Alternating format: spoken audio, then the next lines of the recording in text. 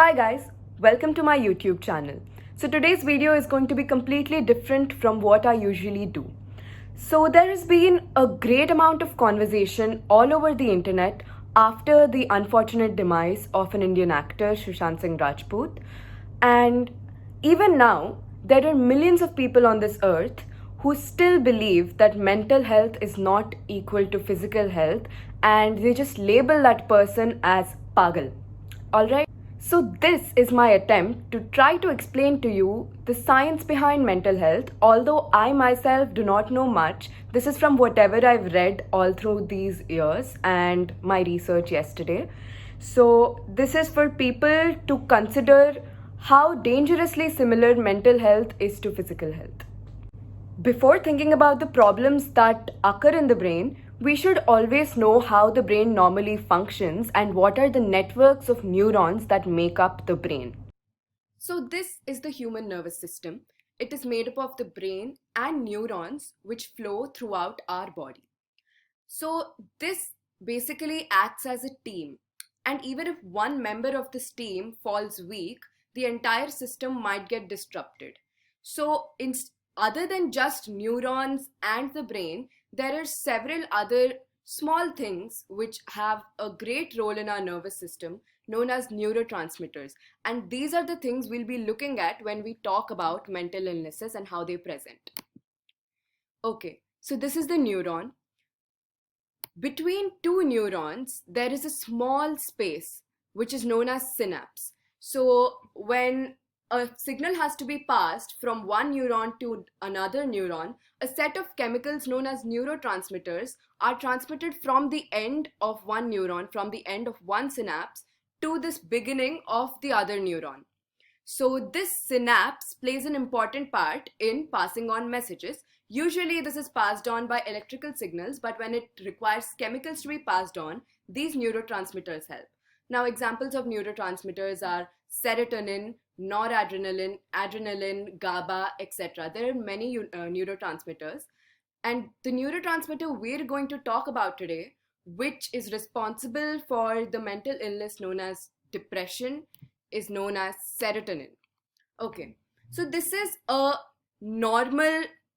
a normal synapse would look like, with a lot of serotonin and lot of neurotransmitters transmitting the signal from the presynaptic neuron to the postsynaptic neuron, where it attaches to these receptors present on the postsynaptic neuron and the signal is passed. Now what happens in depression is the amount of serotonin becomes low. So when this happens, the signal is not passed on efficiently, and that leads to the different kinds of symptoms which are seen when a person undergoes depression. Now we see that people who have depression, they usually tend to take some medications. How do these medications work in overcoming depression? So you can see here SSRI, that is selective serotonin reuptake inhibitor. That means that serotonin which is released into this gap between two neurons is usually taken back by the presynaptic neuron. That makes the amount of serotonin which is binding to the receptor of the postsynaptic neuron less, causing depression. So what this medicine does is that it inhibits the reuptake of serotonin by the presynaptic neuron, so that the serotonin goes and gets attached to the receptors and the signal is effectively passed on to the next neuron. And this is how medications work when you have a mental illness. Now sometimes there might be increase in number of neurotransmitters too, which cause certain diseases. For example, dopamine. Increase in the amount of dopamine can lead to schizophrenia. So what happens is usually in cocaine addicts, so cocaine increases the amount of dopamine. So in cocaine addicts, they tend to show symptoms of schizophrenia. So similarly, there are many other neurotransmitters like noradrenaline, etc., which noradrenaline, increase in the amount of adrenaline and noradrenaline might lead to anxiety disorders.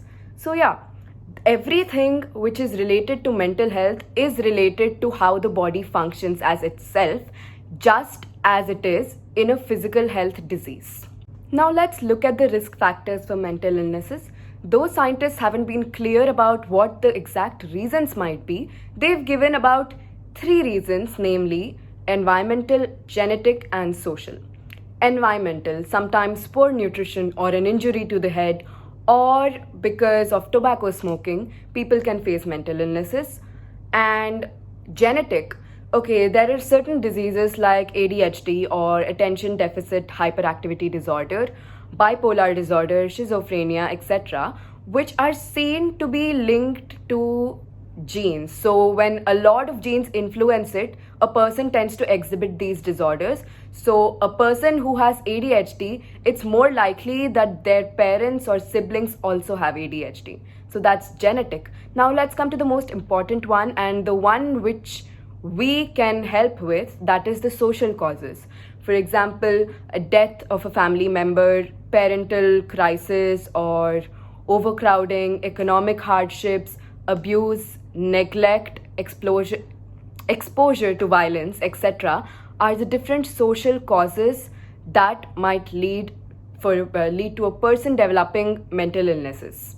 Now, there are two kinds of ways wherein mental illnesses can be treated. One is the medicinal way, which we've already talked about. The second one is consulting a physiotherapist or a psychologist, psychiatrist, etc., any mental health professional, because they help in changing your thought and behavior, and how they help you understand how your past influences your present mental health and solve other problems in your life. So it's important to seek medical help when you feel that you're undergoing any mental health problem and it's completely normal. So yes, that was the video, guys. I didn't really have much time to prepare anything in detail because I got this idea last night and I executed it now in the morning. So I hope you liked the video. If you want more videos like this, please comment down below or just DM me on my Instagram. Thank you so much for watching. Like, share and subscribe.